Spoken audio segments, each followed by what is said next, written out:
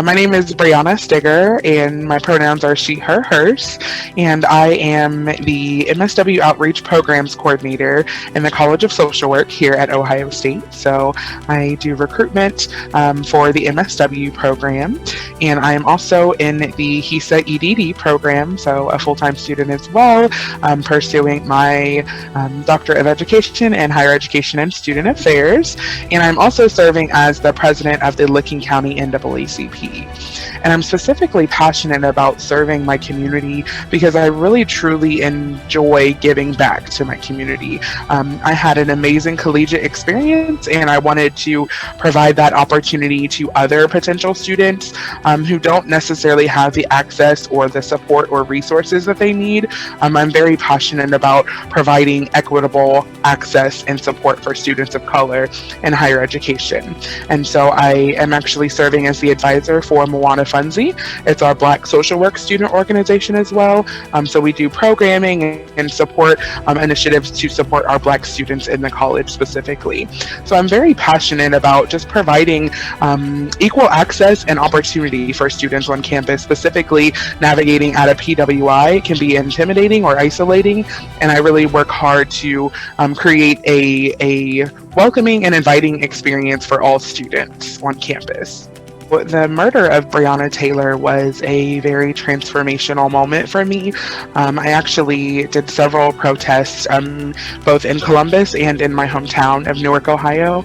And this was back in the summer, actually, is when I first started my advocacy work and my protesting. And we actually, locally in Newark, we actually formed a small local coalition of folks who were passionate about the racial injustice, and we wanted to bring awareness to our local community. So we actually held a candlelight vigil for Breonna Taylor, and I was actually able to go to Kentucky to meet Breonna Taylor's mother, Tamika Palmer. So that was a very transformational experience as well.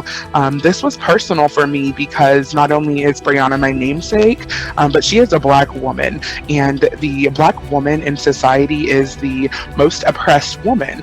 We're the most oppressed people, and so it was very important for me to uplift and amplify Black voices, and that's what I've been trying to do. So I've been working with the NAACP for over 6 months now. We actually established the first ever BIPOC, Black Indigenous People of Color Scholarship in Licking County, and actually Senator Brown will be joining our NAACP conversation next week. So we're really excited with the momentum and the support that we've received. It's really important for people to use their voice, and I want to be that change agent. I have an interesting intersectionality of being a scholar, a student, a full-time employee with the university, and also holding my leadership role with the NAACP. But it actually works well. It's a well-oiled engine when you work it all together and work out all of the kinks. So I'm just excited to be able to serve my community, both in the campus community and my local community, in multiple capacities. And I really truly do believe that together we can create change, and that is what I'm working diligently to do, both in my personal life and professional life as well.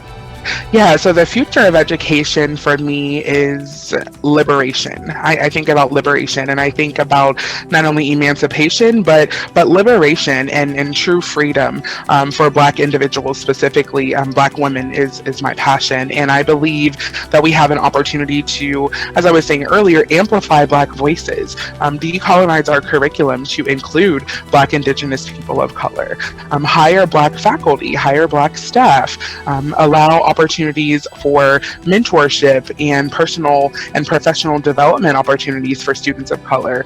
We have to recognize that oftentimes at PWIs, our Black students are isolated.